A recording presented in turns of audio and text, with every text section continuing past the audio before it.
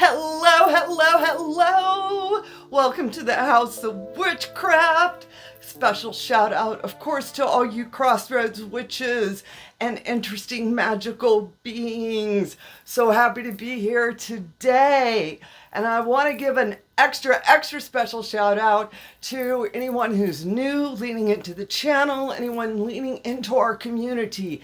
If you are a new novice witch, let me be the first to say welcome home. There is a place for you in our community, all right? There was a time when I was a young novice witch as well, wandering around all wide-eyed, okay? Please remember to ask those questions, speak up. And with that said, we're going to be talking a little something about what's going on over here. Earlier, I had started to set up a small altar to Hecate. I was in here working and I started putting things together and I grabbed her keys. For me, I don't use statue imagery per se. I have various keys, from little keys to a big wrought iron key. These are some of my favorites. I use them as my personal representation, a way of honoring her.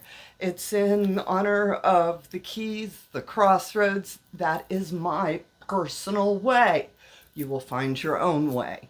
Now I want to start out with, oh no, what if Hecate doesn't like me? This seems to be a concern for some of you new folks, where you're coming in with the information that she is dark and dangerous. Ooh. Where are you getting that information from? You're getting it from contemporary pagan or Wiccan sources, and which, without getting too much into it, this is their interpretation of Hecate. Prior to that interpretation, she was never ever called a dark goddess, all right? Completely modern interpretation of her, all right? I just want to start with that right there. And let's go back to a little bit about the who, what, when, where, and why of Hecate. Hecate is a titan. She is an old mist of times goddess that was brought into the Greco-Romans. All right, she was actually more of a minor goddess. She had shrines set up to her at crossroads. People that were travelers typically left offerings for her, or when you were going on a journey, all right? Later on, other attributes to her developed. But we do know as a crossroads goddess, a liminal space, she is a goddess of transformation. She's not dark and deadly. She's beautiful. She's amazing. She's complex. And she damn sure don't take anybody's shit. And that's what I just love about that energy in my space. Now, let's talk a little bit about why some folks are potentially either having a bad experience or no experience. More than likely, it's no experience. Because people are like, well, what if I do it wrong? Well, let me tell you, nothing happens. That's it. Nothing happens. All right? When something happens, you feel it. Okay? When I invoke, when I bring that energy into my space, I actually sometimes can feel a physical change in temperature. If it's really hot outside, it seems it'll cool off. It's cool. It goes to like a comfortable temperature. I think liminal space is at a constant 72 degrees for some reason. Don't quote me on that one now. All right. But she is a goddess of transformation. Oh, that sounds so awesome. Don't y'all just want to transform? All right. Okay. You're going to change. Amazing things are going to happen. Opportunities. All this wonderful stuff. Well, yeah, no, maybe sort of Okay. Let's get into the realization of transformation. It's messy. Yeah. It hurts. A lot of times it does. We're giving up old habits. And the third thing I want to talk about is, as human beings, as people, we don't like change. We don't like it when things are different. So you have invoked a goddess that is very much about all of these things, because these are the things that happen in the crossroads as well. This is that beautiful, messy, amazing things are going on. All right. And if you're not ready for that, then you're going to get run over by traffic going 4, 5, 6 different ways. Okay.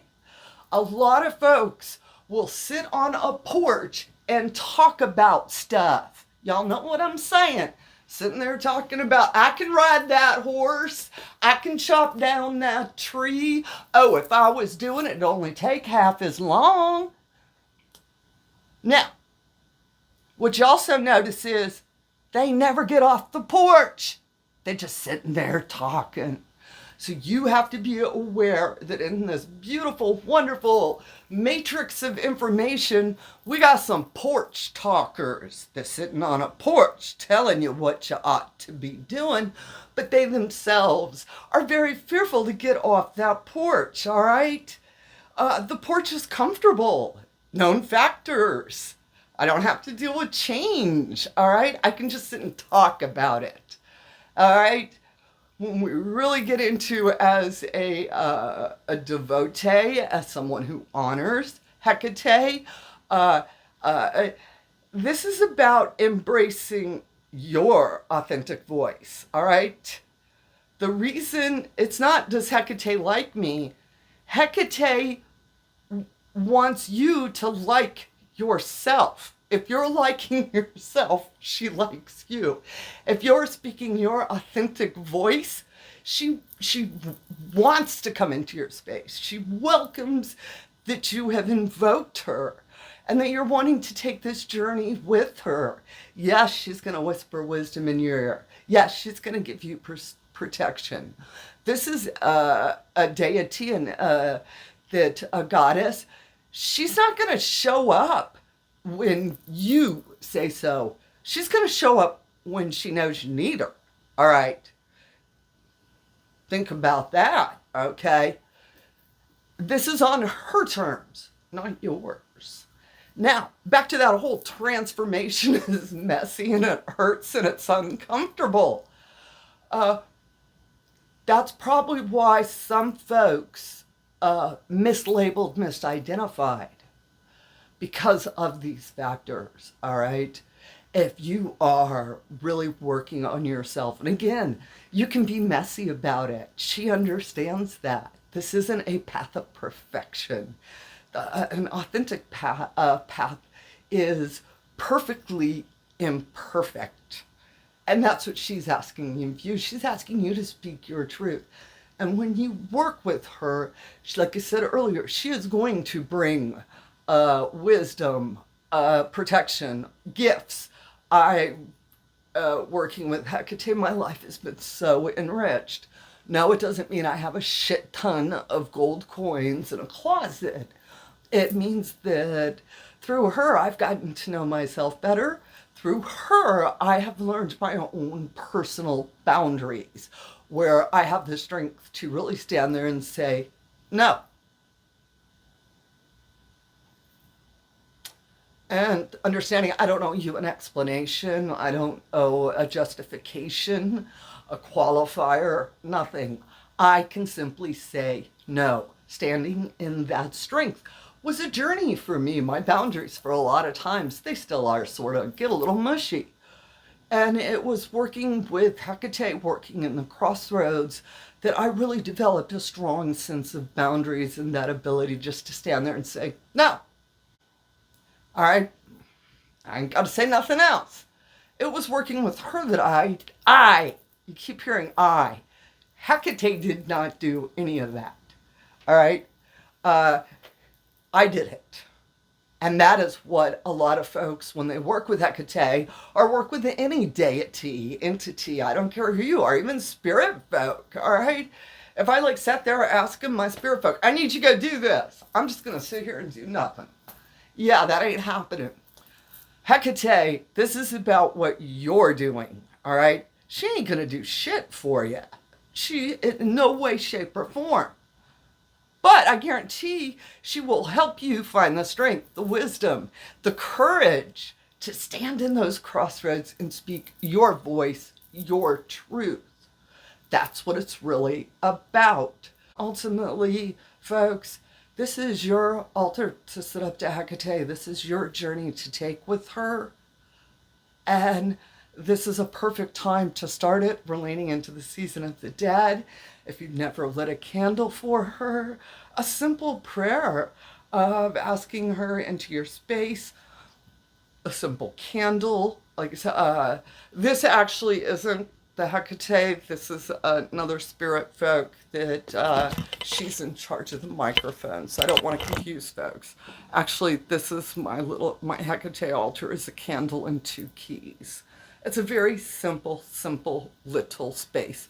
When I walked in here this morning, I just really had that urge to stop and sit for a couple of minutes with Hecate periodically. As over the years, I've been speaking her name for over 20 years now. But over the years, I have these moments where I'm like, oh, I need to go sit with Hecate in the crossroads and remember my own personal strength, because that is what she has taught me. Now, with that said, witches, I do want to say, of course, a shout out. House of Witchcraft Samhain Guide is really awesome. If you haven't got one of our guides, you can go to houseofwitchcraft.com. I have it upside down. Y'all know I'm right there with it. We are jam-packed full of wonderful and fun things to do for Samhain. And we have sold out on our Samhain boxes. We only had a limited supply to start with.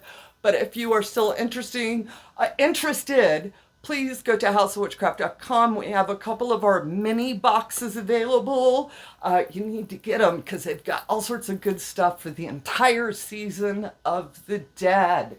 And I also want to magical herbal teas and incense recipes. This is my new book that I've just put out. I am so proud of it. Please check it out.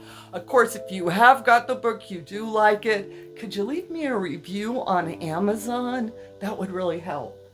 All right, witches, with that said, I'm going to tell you, get out there, fly those brooms, have a bright, blessed day.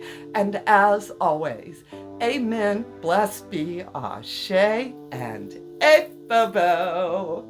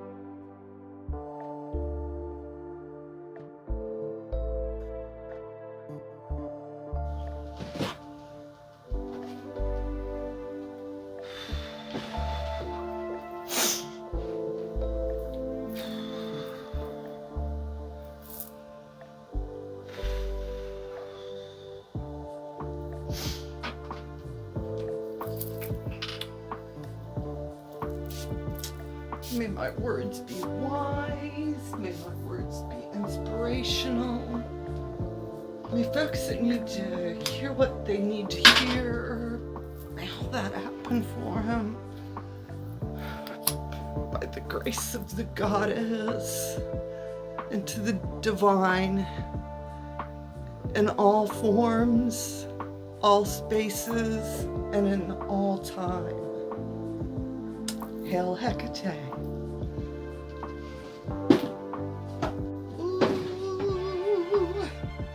We're going to be talking about you today. I know you're going to enjoy that.